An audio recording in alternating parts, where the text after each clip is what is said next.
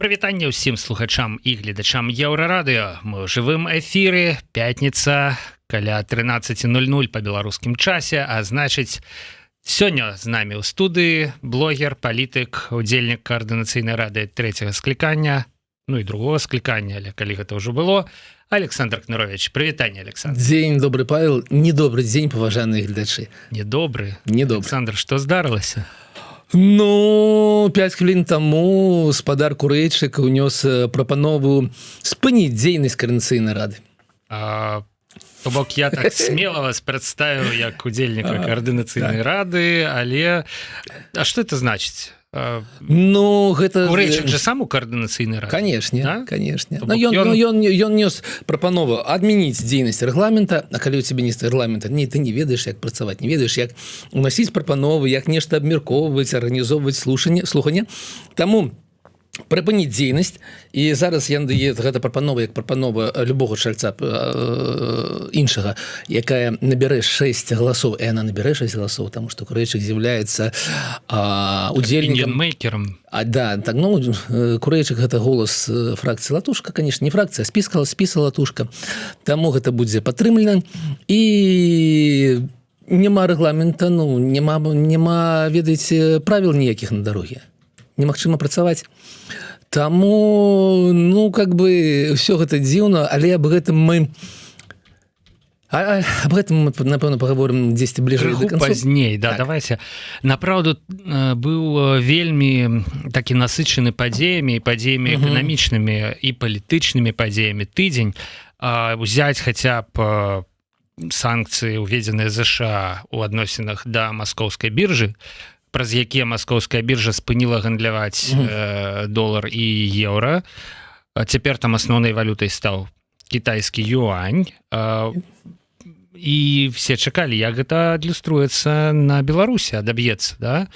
Можа быць, расіяне, якім патрэбныя долары і еўра, усе рынуцца на беларускую валютна-фондавую біржу праз нейкіх сваіх партнёраў, агентаў там набываць, уласна кажучы, тое, што ім трэба, абваліць курс беларускага рубля, але нічого не адбылося. Александр, такога, прынамсі, пакуль што мы гэтага не назіраем. Так. Як вы можете гэта пракаментаваць? Ну, па-першае, я ўсё ж такі маю да вас прапанову заставіць на абмеркаванне каардынацыйнай рады хаця б 10 хвілін, бо там адбываецца шмат, ну, ведаеце, шмат дзіўнага, шмат таго, з чаго мы можам, прабачце, паважаныя гледачы, але парагатаць разам з вами. І на гэта патрэбна хвілін 10. Што ж датычыцца падзеям у России, то, конечно, гэта вельмі цікава. За гэтых самых санкцыях, як вы слушна ўжо заўважылі, прыпынены таргі на маскоўскай біржы. Яна больш не гандлюе доларамі ці еўра, але гэта не азначае, што няма валюты. Таму што валюта, як і раней, паступае ў краіну, у іх ёсць экспорт, які знізіўся, але ўсё ж такі яшчэ ёсць, у іх ёсць патрэба купляць валюту не толькі для таго, каб маглі паехаць кудысьці на адпачынак у Турцыю ці ў Егіпет, да? А ўсё ж такі найбуйнейшыя пакупнікі валюты гэта ўсё ж такі прадпрыемства, якія ўсё яшчэ закупаюць шмат чаго за мяжой Расіі. Таму з валютай ўсё нармальна. Мы маглі бы казаць, калі б ее зараз ужо не было немагчыма купіць на біржы. Таму людзі пайдуць у банкі, і Цэнтральны банк Расіі за дзень да таго, як адбыліся гэта падзеі, ён гэта ўжо бачыў, што гэта будзе адбывацца, і ввёў спецыяльную пастанову. За дзень да таго была пастанова аб тым, што ён будзе рэгуляваць курс, ён будзе усталёўваць курс, не гледзячы на тое, які былі таргі, там што торгов ведаў, што не будзе, а на тое, які былі паказнікі ўнутры ў банках, як у банках куплялі ці прадавалі валюты, на гэтай падставе яны будуць курс рэгуляваць. Што адбылося сёння? Сёння курс там, ну, зранку был 89, напэўна, рублей за долар у Расіі, але гэта был курс Цэнтрбанка. Калі вы паглядзіце, як куплялі і прадавалі долары у расійскіх банках, то там назіраецца вельмі цікавая карціна. Ад таго, як прапаноўвалі за 1 долар 81 рубель, до таго, як прапаноўвалі 91 рубель. То бок, тут куды хто пайшоў? Мне здаецца, што адзін з банкаў нават паставіў курс 200 рублёў за долар. Такі загараджальны. Гэта 200 рублёў ён прадаваў. да. А я зараз про тое куплялі про низ. Угу. Низ 81-91. Верх, ну, у каго насколько хапіла фантазії, там, от 91 і до тых самых 200. Ну, мы можем продать вам за 200. Нарадзіла мем про тое, что расійскі рубель за 200, уласна кажучы.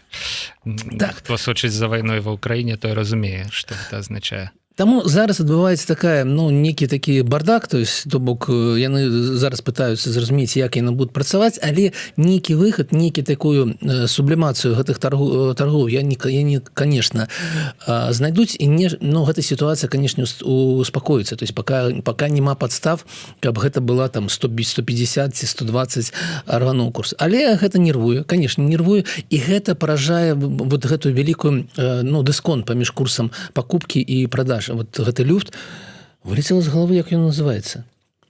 Напэўна, вы ведаеце, паміж пакупкай і продажаю, как бы... Уласна, розніца... Не, есть спецыяльнае значэнне. Вось, как бы, у нас ніводнага Сергея Чалага. Давайте себе уявим, что спред, это называется.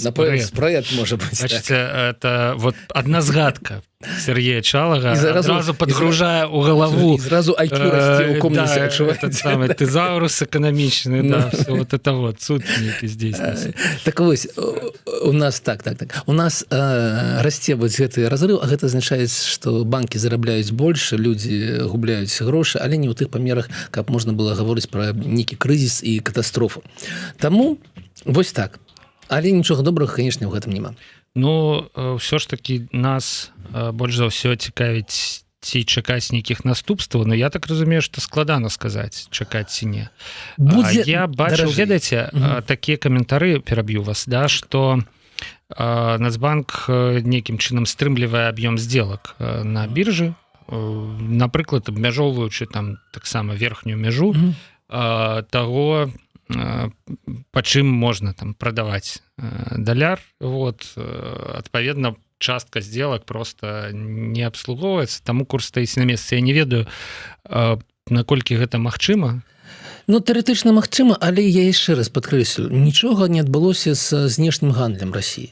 То бок прыток валюты і яе, ну, попыт на яе, он не змяніўся ні заўчора, ні пазаўчора. Таму так вот грунтоўна ўсё асталося як і ёсць. Магчыма будзе трохі даражэй сама сістэма, бо трэба будзе ўжо не наўпрост как бы купляць, а неяк так, ну як яны гандлююць зараз з Індыі, да, не атрымліваючы ні рупіі, ні долары, ну гандлюючы праз іены і пра нешта там пра Эміраты і так далей. Таму будзе просто трохі даражэй, але гэта трохі ўсё ж таки не будзе там на десяткі адсоткаў. Гэта не той выпадак. Ну так, цікава. Спрэд падказваюць нам і ў каментарах. Дзякую вам, шаноўныя слухачы. Заўжды звяртаем увагу на каментары. І вось цяпер, я думаю, прыйшоў час нагадаць вам, уласна кажучы, пра тое, як нашыя стрымы з Александром нарадзіліся. У Александра ёсць уласны YouTube-канал, які называецца Кныровіч. Там кожны чацвер выходзіць нейкае трапнае відэа, кароткае, пра тое, што, ну, таксама пра нешта важнае, да, і я так разумею, што спасылку на відэа QR-код, да, вы можете бачыць зараз на экранах, просто дастаткова навесці телефон, туды трапіце. Канешне, не рабіце гэта, калі вы знаходзіцеся ў Беларусі ці ўвогуле, калі вы не ўпэўненыя ва ўласнай бяспецы. Александр распавядаў у сваім відэа пра тое, хто глядзіць беларускую прапаганду. Вось давайте цяпер крыху пра гэта, да, таму што цяпер у жывым эфіры мы можам гэта абмеркаваць, у тым ліку з вашай дапамогай, шаноўныя гледачы. Александр, што там, якая магістральная думка у вас? Вот. Магістральная думка, мукавушчыку азаронку трэба сыходзіць. Бо яны нікому не патрэбны. Гэта магістральная думка.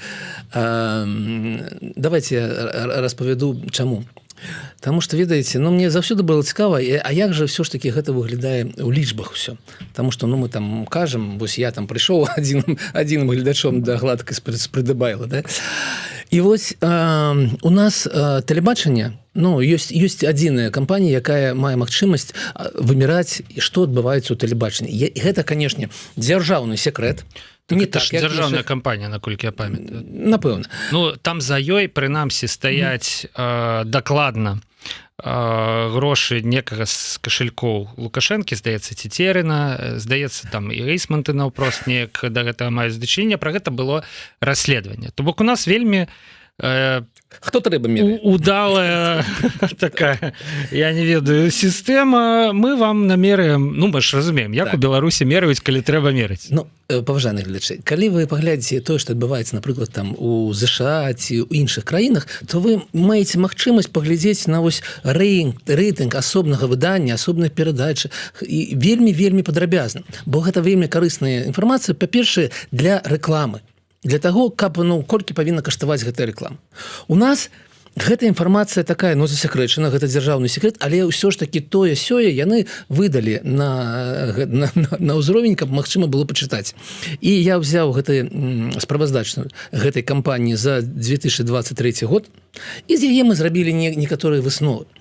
Больш за тое, і беларуская дзяржаўная прапаганда з яе как бы рабіла, але яна взяла толькі адную лічбу, о том, што кожны дзень беларускія больш за 60% беларускіх гледачэй, ну прыкладна 60, глядзяць беларускае тэлебачанне. І яны такі насіліся, як ведаеце, з залатым яйкам з гэтай самай лічбы. Ну яны не пагарталі далей старонкі, там далей напісана было шмат цікавага. А цікавая была наступная. Ну, канешне, узрост. Большасць гледачэй беларускага тэлебачання старэйшая за 55 гадоў. Канешне, гэта 62%, гэта жанчыны. То бок гэта асноўны глядач, гэта жанчыны ў вельмі сталым узросце. Калі мы паглядзім, што яны там глядзяць у тэлебачанні, то высветліцца, што 48% там глядзяць серыялы і кіно, ну і фільмы. Другое пытанне, што якія фільмы яны глядзяць. Гэта, канешне, ну, яны глядзяць у 23-м годзе самы папулярны серыял быў Скліфасовскі. Яны глядзяць расійскія серыялы. Яшчэ там прыкладна 18% глядзяць забаўляльныя праграмы. Нармальныя людзі глядзяць «Голас», не ведаю, ну, нейкія такія, ну, у тым ліку на 4-м месцы сярод забаўляльных праграм, што б вы думалі. Якубовіч не памрэ ніколі. Капітал шоу «Поле цудаў». Так, 4-е место сярод забаўляльных праграм. Гэта, ну, гэта уражвае, але якое дачыненне капітал шоу мае да беларускіх прапагандыстаў. І толькі 14% з гэтых самых 60% глядзяць навінавыя праграмы. То бок ад усяго насельніцтва беларускага 10% гэта пастаянныя гледачы ў тэлебачанні навінавых праграм. Але якіх праграм? Так. Там зноў ты адчыняеш как бы спіс гэтых праграм, найбольш папулярна 23-м годзе, і там будзе Ірада Зейналова, НТВ, вечар з Кісілёвым, РТР, і там няма ніводнай беларускай навінавай праграмы. Таму гэта прыгавор, гэта прысуд. Гэта прысуд беларускаму тэлебачанню. І мы павінны казаць аб тым, што большая пагроза ідзе з боку таго, што расійская прапаганда уплывае на мазгі.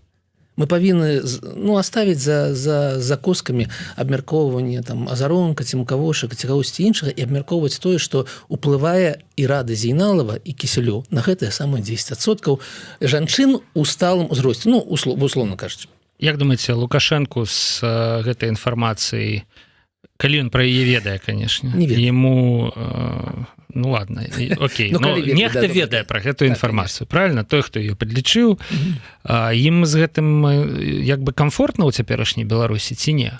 Слухайте, ну калі наш сябра з вами, привет, Грыша, трымайся там, скоро будем. Так вось, калі наш з вами сябра Грыша атрымлівае ўзнагароду лепшы YouTube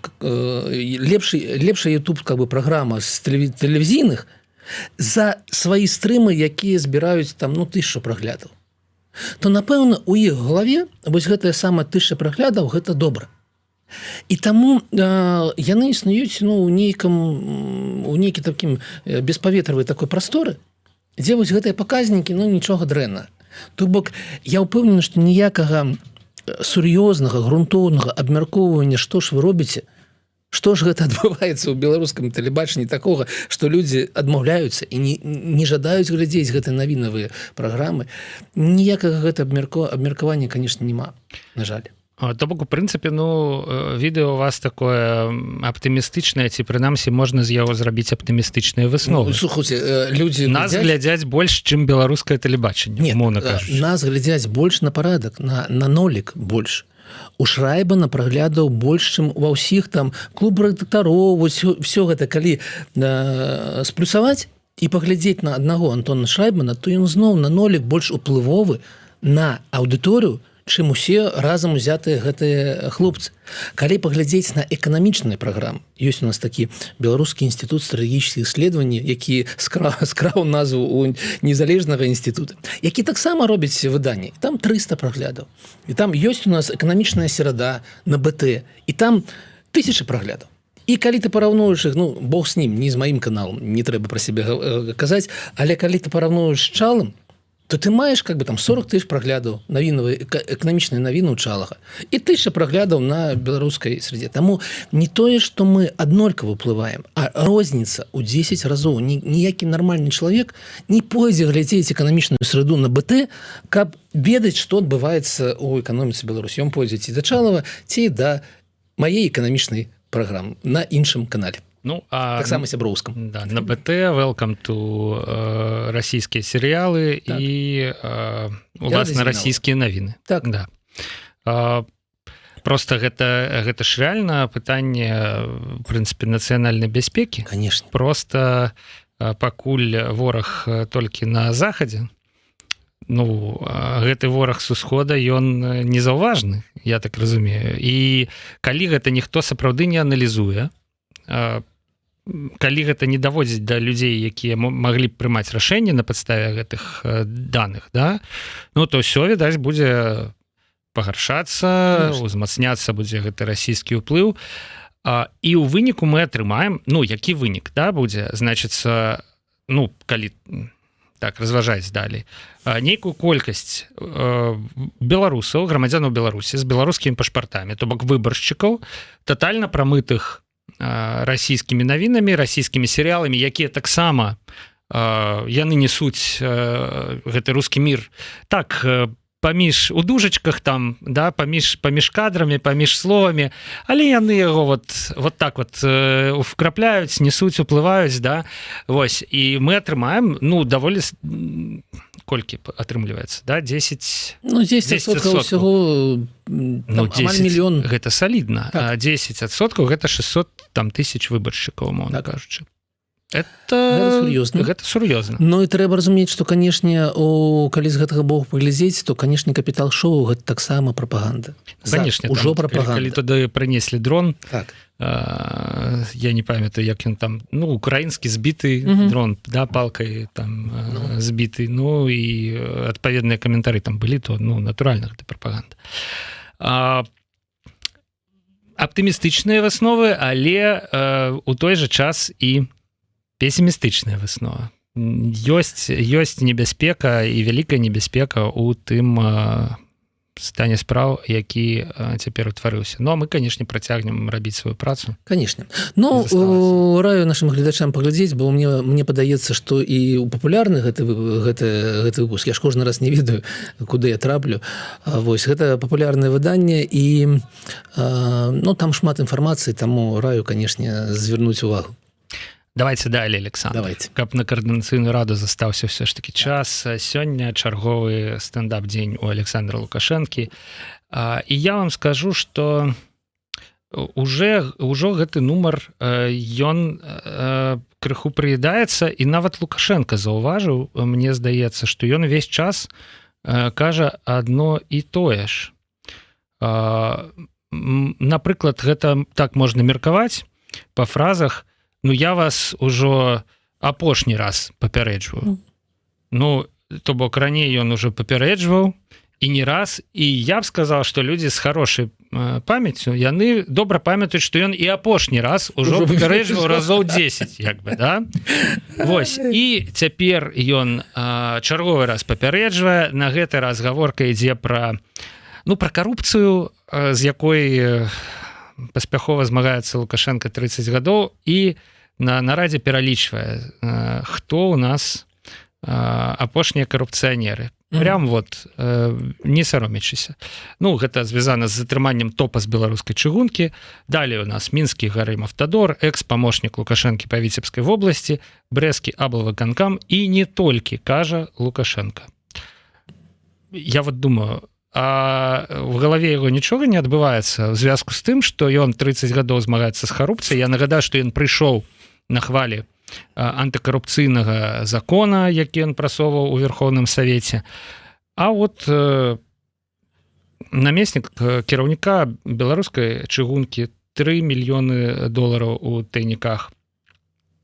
Мінскі Рамаўтадор, памочнік Лукашэнкі па Віцебскай вобласці. Тут гаворка хутчэй за ўсё пра былога міністра сельскай ці лясной гаспадаркі, не памятаю, Ігор Брыло быў такі. І вось, значыцца, пра яго там, пра тое, как яго знялі, былі навіны. Брэсцкі аблвыканкам, гэта, я так понимаю, пра Рагачука, хутчэй за ўсё, пра былога мэра. А не, аблвыканкам, прабачце, здымаю, забудзьцеся, возьмите в душки то, что я сказал. Ну, это мы вырежем. Ну, карацей, да, с живого, конечно, мы тут все повырезаем с живого стрима. А коррупция это вот на таким узроўні, что нават, ну, помощник Лукашенко. Ну, як это так? Это першы плач Ярославны, як бы, да? Вот. А другі, гэта тое, што мне спадабалася, мне, конечно, не вельмі падабаецца пераказваць Лукашэнку, але Лукашенко угаворвае завод працаваць у плюс. Вот угаворвае, ну реально. Вот ён в республике создана значительная мощность. Дало возможность вовлечь в производство низкосортную древесину. Мы можем производить почти 1 миллион тонн пеллет в год. Вложены немалые инвестиции. Ну мы же все вот вам. Как государственное, так и частное. Пеллетное производство работают ни шатка, ни валка. Растут запасы низкосортной древесины. Принимаемые правительством меры, откровенно говоря, результата пока не дали. И вывод, главное. Производство созданы, если, то они должны работать и, само собой, не в убыток. Производство. Ну, коли ласка. Ну, можете вы... Ну, что вам стоит? Ну, работаете вы не в убыток. Ну, мы же вам вот все. И это так само не першая такая нарада, направду. Что адбываецца, Александр? Вам адказ я не ведаю, мне пытанне у мяне так і не саспела да вас. Гісторыя з палетнай вытворчасцю, яна класічная беларуская гісторыя. Гэта прыходзяць чыноўнікі, якія рысуюць вельмі просты бізнес-план. Вось мы тут укладзем дзяржаўныя грошы, тут у нас ёсць амаль бескаштоўная древесіна, і будзе у нас шчасце прыйдзе, таму што мы будзем гэта ўсё ганяць на захад. І гэтых праектаў ужо шмат, і больш за тое, калі пачаліся санкцыі, калі захад весь прыкрыўся, ўсё яшчэ ішлі гэтыя праекты. І зараз сярод гэтых праектаў, якія ведаеце, адзін праект, адзін раён, да, і таксама ёсць гэтыя праекты, якіх уже давным-давно не патрэбна. Але яны ўсё яшчэ ёсць, то бок сядзяць гэтыя людзі, якія прымаюць гэтае рашэнне, а чаго мы панесем? А мы зноў панесем гэты праект, які 100% будзе працаваць у страты, но мы яго панесем, мы патрацім дзяржаўныя грошы, і потым прыйдзе Лукашенко, будзе нам камандаваць аб тым, як працаваць у плюс. Так, у нас магутнасць гэта была некалькі гадоў таму, я глядзеў, гэта была 900 тысяч гэтых самых тонн у год. Тады мы ніколі не производили 900 тысяч, мы рабілі там накшталт что-то 600-700, а калі зачыніўся захад, тому что гэта вельмі лёгкая прадукцыя, я немагчыма там праз Турцыю завесці, і гэта так не працуе, то у нас, я напэўна там 200 ці 300. То бок мы там працавалі на 20-25% магутнасці. Калі не памыляюся, гэта былі лічбы, вось, калі ўжо пачаліся санкцыі там напрыканцы 22 года. То бок гэта цалкам стратная галіна. І яна будзе стратнай, таму што гэта быў, не ўлічвалася рызыка таго, што мы пойдзем у вайну з Украінай. І таму, хто гэта зрабіў, так ён гэта і зрабіў. Не трэба было ісці ў вайну з Украіну, куплялі бы гэтыя пілеты в в Литве, ды у Польши и у Германии, и было бы все нормально, ну як нормально, больш-менш. І хто-то краў бы там патрохі себе у карман, і каго-то зноў бы арыштоўвалі з вялікім паказам, як гэта робіцца ў тэлебачанні. Вось мы яго злавілі за руку гэтага злодзея наступнага, які нашы пілеты там сколькі там скраў гэтых пілет сябе на дачу на лецішча завёз. Таму гэта такая, ведаеце, няма ў гэтым навін. Гэта нармальная такая беларуская паветра, і такі, гэта Санта-Барбара, колькі там было, больш за 4000 серыяў, таму Скліфасоўскі адпачывае. Гэта такая нармальная беларуская Санта-Барбара аб тым, як жывуць беларускія карупцыянеры. Яны жывуць побач з Лукашенко, кожны, вот можна выйти там у свае гэта дразды, і вось карупцыянер. Ну, былая жанчына, ізноў карупцыянер. Так вось, ён можа гэта зрабіць і не памыліцца. Гэта першае, па-другое, ее можна прыйсці на любое вытворчасць у Беларусі, калі яна не знаходзіцца ў манапольным стане, аб чым мы з вами ўжо казалі не раз, калі гэта не крышталь, не тутунёвая фабрыка, не Белавія і не вытворчасць абаронная для гэтай самай, для Расіі, то ён там знойдзе страты і ўсё. Таму гэта беларуская Санта-Барбара. То бок на адной вытворчасці, якую чэсна і сумленна запланавалі беларускія чыноўнікі, стварылі з любоўю страты, на той, дзе ёсць, скажем, нейкая манаполія. Дзе магчыма абмежаваць рынок? Там карупцыя. Ну, напрыклад, як на беларускай чыгунцы. Да? Ну, нікуды ты не падзенешся, калі табе трэба вазіць нешта, то вот, калі ласка, в кабінет да гэтага чалавека, да? Ну, вот тут ужо не так аптымістычна ўсё гэта прагучала, в тым плане, што да, канешне, все гэта цяпер пад Лукашэнкам, все гэта яго праблемы, яго рэаліі, вось, але разграбаць гэта ўсё... Я прапаную звярнуць увагу на яшчэ одну фразу з гэтага самого, якая была вот за 5 хвілін таго, як мы пачалі, што ён паабяцаў зняць Галоўчынку. Ён паабяцаў, што калі вы не пачнеце працаваць, то я вас абавязкова здыму. І калі мы з вами калісьці там, напрыклад, год, ну трохі меней за год абмяркоўвалі, а колькі будзе сядзець у сваём крэсле Галоўчынка, то вось гэта пачалося. Перад выбарамі 25-го года ён абавязкова здыме Галоўчынка пасля справаздачы за 24 год. Ён аддасць яго з патрахамі ай-яй-яй, які быў недобры Роман Александрович, чаго ты яго не разглядзеў яго за 4 гады, на 5 толькі зразумеў, што ён увесь такі все прарысоўвае гэтымі аловкам как бы лічбы справаздачнасці. Ён з тымі будзе у нас нейкі іншы прэм'ер, каб так трохі супакоіць самога Лукашэнкі. Вось гэта ўжо пачалося сёння. Вось яшчэ адна навіна, крымінальная справа пачатая на колішняга нам міністра энергетыкі Михаіла Мехадзюка. Гэта такі фактычна зубр у беларускай энергетыцы. Чалавек, які працаваў намеснікам міністра 18 гадоў, пры якім вся праца па БелАЭС была зроблена, і я вось пакуль не ведаю дэталяў, і ніхто не ведае, да, што там за справа. Але хутчэй за ўсё, таксама хабар. Якая яшчэ справа можа быць супраць... Былі ў мяне ў практыцы людзі, якія адбіліся,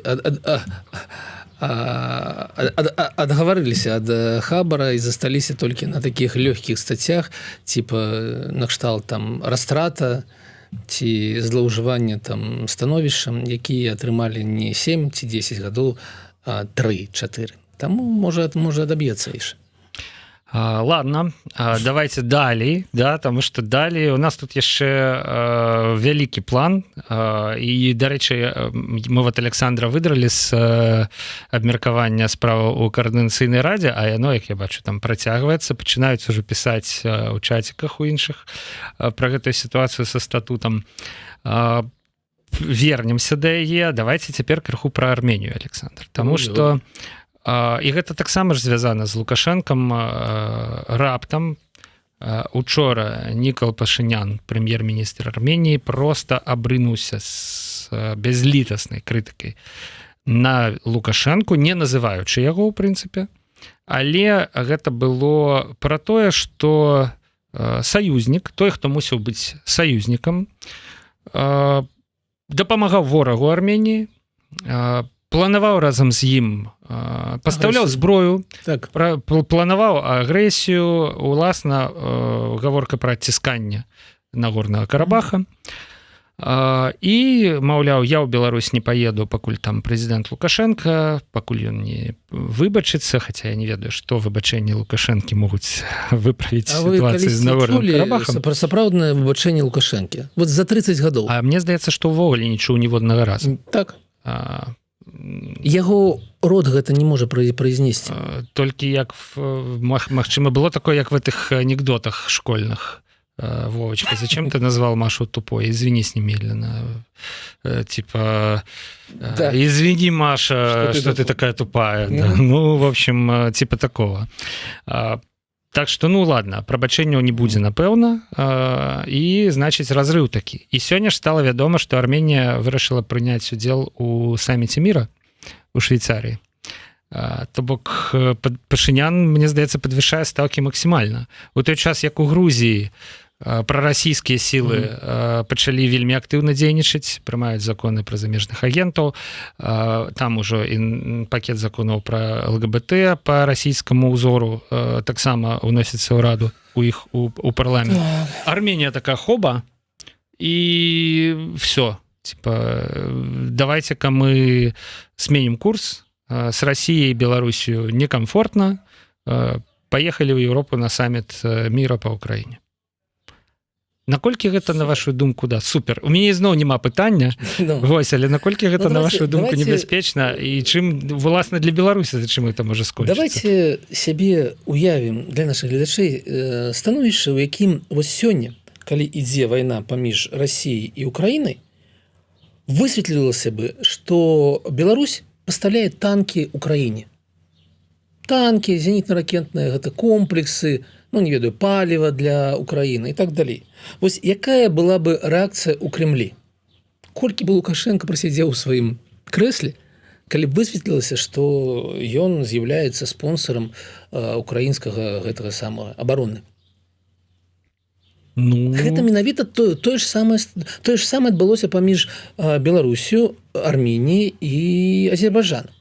Я нагадаю, Арменія гэта ж не проста краіна.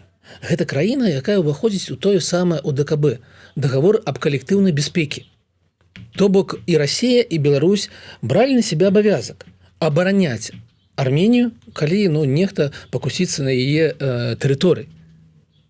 І вось, вялікі сябра Лукашэнкі, гаспадар Алію, не спадар, таварыш Алію, у які-то момант зразумеў, што ён сільнейшы за Арменію і што ён можа сябе гэта дазволіць.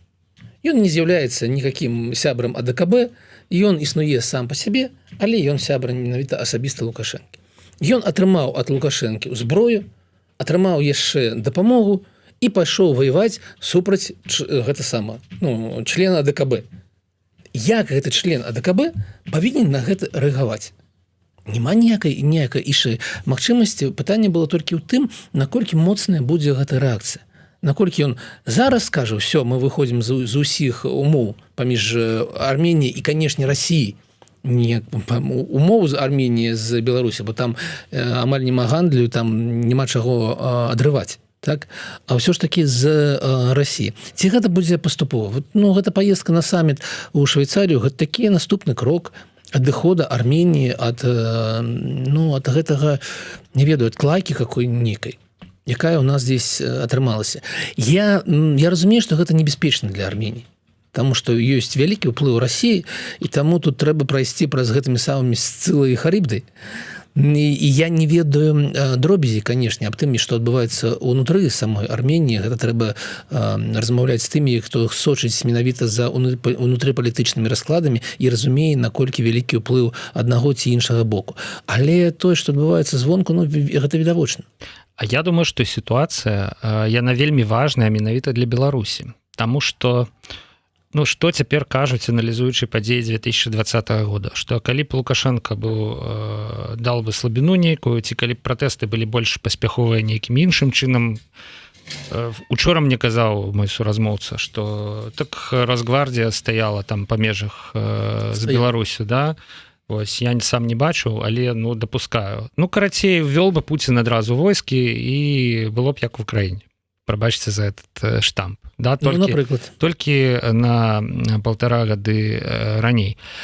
І што цяпер? Вот цяпер Арменія фактычна уявіце сабе, што вот Беларусь павёрнутая да Расіі, яна бярэ і адварочваецца. Арменія, якая была вельмі палітычна важка павёрнутая да Расіі, яна вельмі дэманстратыўна адварочваецца. Паехаць на саміт у Швейцарыю, якім Расія бежала 4 кіламетры за ўсімі, каб сказаць шмат разоў, што гэты саміт яе не цікавіць вообще там. Вот. Дэманстратыўна не прымае ўдзел, это плюха просто у бок Расіі, да? І АДКБ для сэрца рускага мілыя буквы, а Пашынян такой, да ён, па-першае, ўжо не плаціць, ўжо там нейкі час Арменія не плаціць унёскі, якія мусіць плаціць, а па-другое, все гэтыя заявы пра не падтрымалі, там цяпер аказваецца, што саюзнік па АДКБ пастаўляў зброю ворагу Арменіі. Што будзе рабіць Пуцін у гэтай сітуацыі? Увядзе войскі? Не. Пачне ціснуць? Пуцін будзе ціснуць па-іншаму, но Пуцін зараз ва Ўкраіне, ён другі фронт уже і не пацяне. Так, а калі Пуцін цяпер не ўвядзе войскі ў Арменію, якая вот так вот сябе паводзіць, якая быццам бы Пашынян убачыў нейкае акно магчымасцяў і вырашыў вось проста вскочыць у яго, як мага хутчэй, да?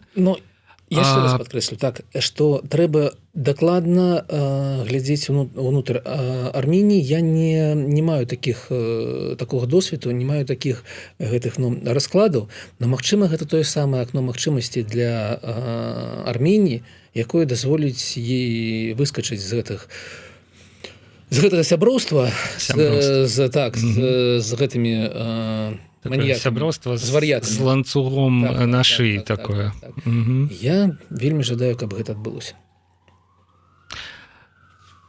Я скончу сваю думку, да? Вось паглядзім. А калі Пуцін нічога не зможа зрабіць з Арменіяй сёння, магчыма, і з іншымі сваімі саюзнікамі, скажем, і ці, давайте па-іншаму іх назовем краінамі, якія знаходзяцца ў зоне яго ўплыву, ён таксама зрабіць нічога не зможа. Магчыма, тогда вось гэтая фаталісцкая установка пра тое, што Пуцін ввёл бы войскі ў Беларусі, яна ўсё ж таки не настолькі вызначае сітуацыю, да? Калі бы ў той момант быў бы 3-й год вайны ва Ўкраіне, мы б казалі бы упэўнена, што ніхто ніякія войскі ў Беларусі не ведзе. Было іншае становішча. А для цяпер-то 3-й год вайны ва Ўкраіне? Так. Давайте тут поставим косочку с армянской справой и будем за ей таксама сачыць. И мне здаецца, что мы вось так вось па коле обышлі все справы, все заявленные пункты программы и можем вернуться до справ Координационной рады. Да, вось я так разумею, что Александр, вы не вы ж со мной размаўлялі. Конечно. Як вы не сачылі. А як раскажыце, як адбываецца гэта абмеркаванне? Курэйчык заявіў, што трэба скасаваць статут. Так. Гэта чат нейкі, ці гэта відэаканферэнцыя, ці што? Як вот гэта все? Ёсць нейкі Давайте спачатку. Пазаўчора увечар скончыліся паўнамоцтвы Координацыйнай рады другого склікання. І зараз ужо Егораў і ўсе астатнія з'яўляюцца такімі, ці дэлегатамі КР3, ці людзьмі, якія проста ходзяць па вуліцы. Прыватнымі асобамі. Угу. Застаўся нейкі чат Координацыйнай рады, куда заклікалі і удзельнікаў Координацыйнай рады 3-го склікання і папрасілі на выхад удзельнікаў Координацыйнай рады другого склікання. І застаўся адзіны орган, які зараз мае нейкія паўнамоцтвы, гэта секретарыят. Ён мае тэхнічна паўнамоцтва арганізоўваць паседжанні, арганізоўваць галасаванне і так далей. Вось ёсць секретарыят і ёсць документы, якія былі прыняты Координацыйнай радай другого склікання. У тым ліку статут, рэгламент, тыя документы, над якімі працавалі некалькі месяцаў і па якім можна працаваць далей. Вось тое, што маем ва ўходзе.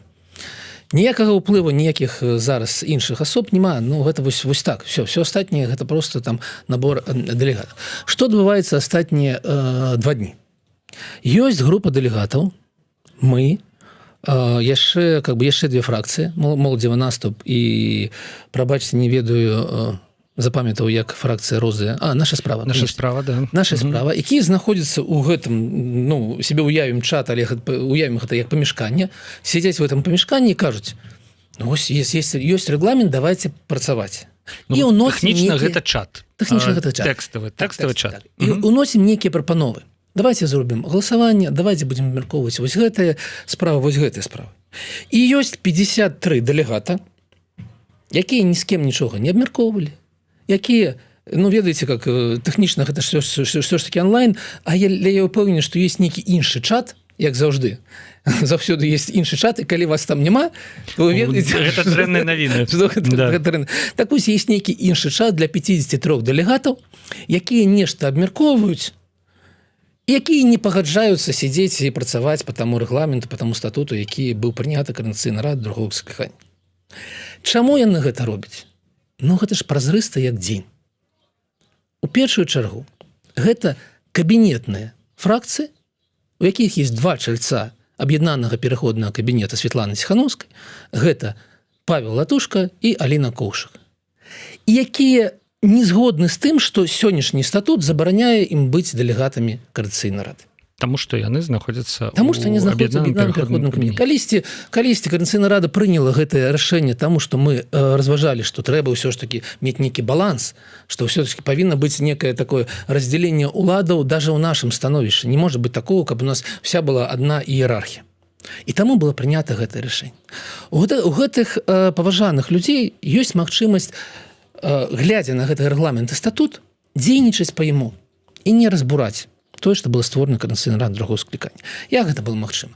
Магчыма было прыпыніць на 2 тыдні сваю дзейнасць у аб'яднаным пераходным кабінеце, стаць дэлегатамі Координацыйнай рады і маючы большасць, маючы амаль большасцю 2/3, змяніць статус на тое, каб ім дазвалялі. Ну, как бы, убедзіўшы яшчэ некалькі галасоў, ну, там трэба 2/3, што, ну, трэба так зрабіць. Магчыма, яны бы гэта зрабілі. Па-іншае, а яны маглі не ўступаць як дэлегаты, маглі заставацца ў аб'яднаным пераходным кабінеце і дазволіць сваім паплечнікам зрабіць тое ж самае, унесці змены ў рэгламент, таму што у гэтых людзей, ну, большасць, мы разумеем, што у кабінетных фракцый большасць.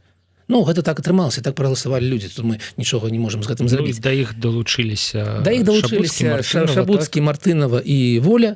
Так, але гэта ўсё ж такі малыя фракцыі, аснова гэта кабінетныя фракцыі. Так вось, яны маглі паступіць па рэгламенту, але чамусьці ім гэты рэгламент замінаў. Я не ведаю чаму, я не магу і вам, паважаныя гледачы, растлумачыць, чаму яны гэтым займаюцца. Так атрымліваецца, што Латушка і Коўшык, яны хочуць застацца і ў аб'яднаным пераходным кабінеце і быць дэлегатамі Координацыйнай рады. Але у мяне такое пытанне. То бок ужо на момант выбараў і за 2 месяцы да выбараў існаваў рэгламент Координацыйнай рады, які гэта забараняў. А навошта тады ім увогуле дазволілі адчольваць фракцыі, ісці на выбары, калі яны... ну, у прынцыпе, у іх выбар ёсць. Яны могуць зараз пакінуць аб'яднаны пераходны кабінет, калі абраліся ў Координацыйную раду, заставацца ў Координацыйнай радзе. Ніхто не забараняе, і выбарчая камісія не мела магчымасці забараняць, таму што мы не ведаем. Дазвальняешся з той працы, ліквідуеш прычыну, якая табе перашкаджае, і... Звярніце ўвагу. Няма ніякай іншай прычыны тых сабыцій, якія зараз адбываюцца. Толькі гэта. І ну, што адбываецца далей? Ну, далей вельмі дзіўная гісторыя з тым, што частка дэлегатаў была 90, але калі пачаў выступ пачаў Егоров, 35 дэлегатаў сышлі, засталося 55 дэлегатаў. Я не ведаю. Знаеце, як гэта адбываецца? Да мяне, як да дэлегата, ніхто з ніякімі прапановамі не звяртаўся. Да фракцыі былой Координацыйнай радзе, гражданская салідарнасць таксама ніхто з ніякім прапановам не звяртаўся. Да выбарчага спісу ніхто з ніякімі прапановамі не звяртаўся. Это вы якія прапановы, Александр, маеце на ўвагу? Да спікера Коордынационной рады спадара Егорова ніхто з ніякімі прапановамі не звяртаўся, і ёсць адзіны момант, што за 2 гадзіны да зума, якой павінен был адбыцца, ведь урачысты зум, на якім ніхто нічога не прынимал ніякія рашэння. Коордынационная рада 1, 2, Коордынационная рада 3. За 2 гадзіны секретариат атрымаў гэтую самую заяву, где таксама нет ніякага зварота да секретариата, таксама нет ніякіх прапаноў ні да таго, а ёсць некае, ведаеце, такое: я ставлю вас в копію, што я вось так как бы лічу. Гэта, вот, калі ёсць, ведаеце, некая супраца людзей, якія ўсё ж такі зацікаўлены ў дэмакратыі ў Беларусі, хоць і маюць нейкія погляды, то гэта на кантынууме максімальна далёкія паводзіны ад гэтай супрацы. Вось то, што мы маем. А як я уже казаў, Курэчык за 5 хвілін до нашага з вами зуму унёс прапановы спыніць рэгламент, спыніць працу Коордынационной рады, і напэўна гэта будзе спынена. Колькі гэта будзе не працаваць, я не ведаю. Чаму вы мяркуеце, што гэта будзе спынена? Таму што такая прапанова будзе прымацца большасцю, а у гэтых людзей ёсць большасць. То бок гэта тэхнічная большасць патрэбная. Так, 40+1. Я не ведаю дакладна рэгламенту ў гэтым сэнсе, але я думаю, што гэта будзе 54, то бок абсолютная большасць. Да, трэба растлумачыць, яны таксама хутчэй за ўсё набяруць, да? Ну, я не ведаю. Давайте так, у нас 80 галасоў, і некаторыя рашэнні прымаюцца 41 голосам, больш за 50%, некаторыя 2/3, у іх ёсць 53, а ім патрэбна для 2/3 54. Ёсць нейкія падрабязнасці. Вельмі тонкі лёд, Александр. Конечно. Я выйду з гэтага, естественно, з нашага з вами стрыму, загляну, што там адбываецца, можа, там уже ўсё взорвалася, можа, няма ніякай Коордынационной рады. Але зараз выглядае так, што вось ёсць прапанова, яна будзе прынята таму, што ў іх большасць, і гэта азначае спыненне працы Коордынационной рады. Чаму? Таму што без парадка прыняцця без рашэнняў немагчыма прымаць рашэнне. У рэгламенце напісана, як робяцца прапановы, як працуюць спрацоўныя групы, як робіцца ўсё гэта без гэтай вокладкі. Не, ну ладно, у мяне для вас вельмі падспуднае пытанне. А як Коордынационная рада ў такім разе прыняла рэгламент, уласна кажучы? Яна вельмі хутка пачала з таго, што вырашыла, хто спікер, хто віцэ-спікер, вельмі хутка прыняла статус і вельмі хутка прыняла рэгламент. Гэта было зроблена тымі людзьмі, якія працавалі ў Коордынационной раде другого склікання, і на пачатку працы Коордынационной рады другого склікання мы абмяркоўвалі працу. Мы абмяркоўвалі рэальныя праблемы, якія існуюць перад беларусамі. Мы абмяркоўвалі рэальныя праекты, а не абмяркоўвалі ну вось тут мы сидзім, а нехта пайшоў там большасць кудысьці у кутоў схаваўся і абмяркоўваюць там, што ёсць, чаго няма.